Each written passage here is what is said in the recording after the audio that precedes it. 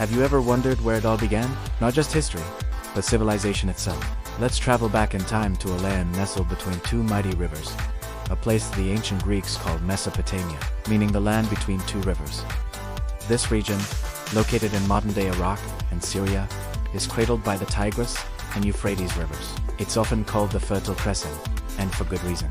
The rich, fertile soil here was a game-changer for early humans. For the first time, people could stop wandering and start settling down, planting crops, and building permanent homes. This shift from a nomadic lifestyle to settled agriculture was the spark that ignited civilization. Around 3500 BCE, a truly remarkable people, the Sumerians, emerged in southern Mesopotamia. They didn't just build villages, they built the world's first true cities. Imagine seeing a bustling metropolis like Uruk or Ur for the first time, with thousands of people, towering walls, and incredible architecture. These cities weren't just residential areas, they were vibrant hubs of trade, culture, religion, and political power. It was here that humanity took its first steps toward creating the complex societies we live in today. Life in these cities was organized, innovative, and dynamic, setting the stage for thousands of years of human progress. So, how did they manage these complex cities? They invented something revolutionary: writing. The Sumerians developed the world's earliest known writing system, called Kunit, using a stylus. They pressed wedge-shaped marks into wet clay tablets. This wasn't just about doodling, it was a powerful tool for recording everything, from trade transactions and crop yields to epic poems and royal decrees. Writing allowed them to preserve knowledge and pass it down through generations. This invention was so crucial that it marks the very beginning of recorded history. Without cuneiform, our understanding of the ancient world would be a mere shadow of what it is today. With the ability to write came the ability to establish formal laws. One of the most famous examples is the Code of Hammurabi, a Babylonian king who ruled centuries after the Sumerians. This collection of 282 laws was carved onto a massive stone stele for all to see.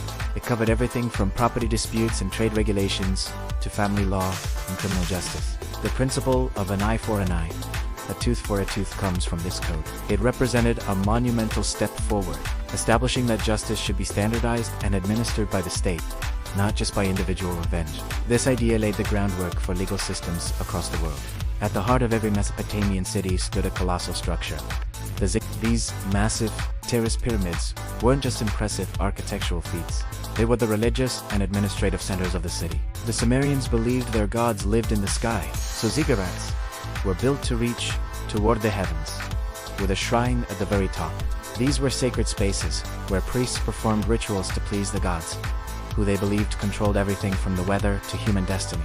People would bring offerings, hoping for good harvests and protection. The ziggurat was a physical link between the earthly and the divine, symbolizing the central role of religion in daily life.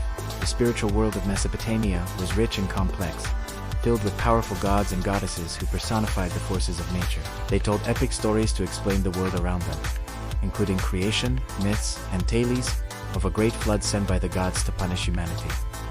Sound familiar? Similar flood narratives, like the story of Noah's Ark, appear in many cultures and religions worldwide.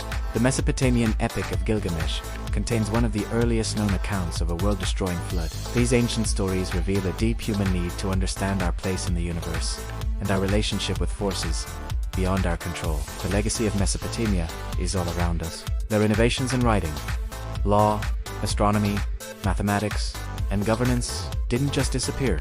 They were adapted by later civilizations, including the Greeks and Romans, and eventually spread across the globe.